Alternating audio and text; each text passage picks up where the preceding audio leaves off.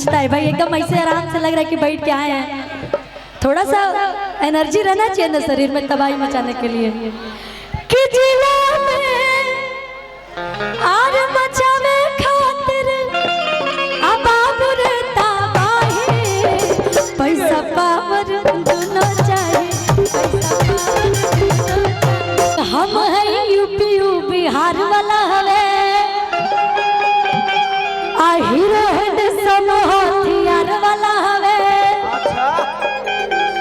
कि ओकर के आँख जनी मरी है ये सखी हमार वाला हवे, ओकर के आँख जनी मरी है ये सखी हमार वाला हवे, ओकर के आँख जनी मरी है ये सखी हमार वाला हवे। हम है यूपी बिहार वाला हवे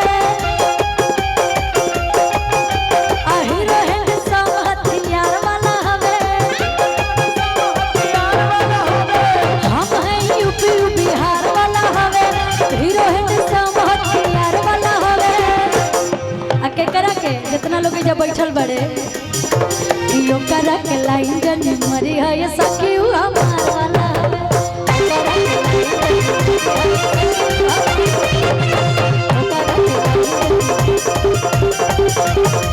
और भैया हमारे चंदन भैया कहाँ है? चंदन भैया है कि नहीं? यहाँ पे नहीं है, लेकिन चंदन भैया हमारे भाभी हैं।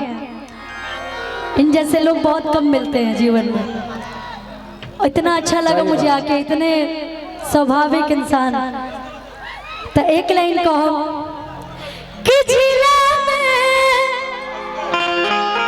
अरे मचावे खातिर अबाबुर तबाही, अब पैसा पावर दोनों चाहिए, पैसा पावर दोनों चाहिए, पैसा पावर दोनों चाहिए, पैसा पावर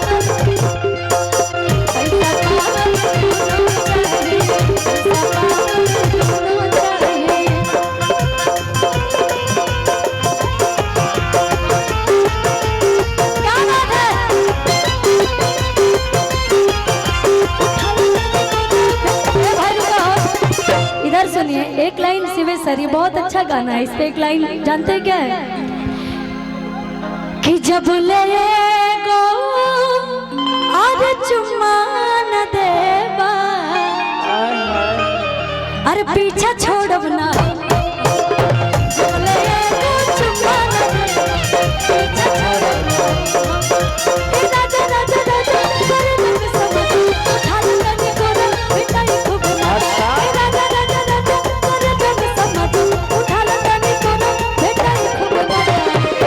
ये प्रिया गोदरिया और लोग से बांका जिला के जितना हमारे भाई लोग जो इकट्ठा बड़े कि जब ले गो और चुम्मा न देबा, अरे पीछा छोड़ब ना, जब ले गो चुम्मा न देबा, पीछा छोड़ब ना, जब ले गो चुम्मा न देबा।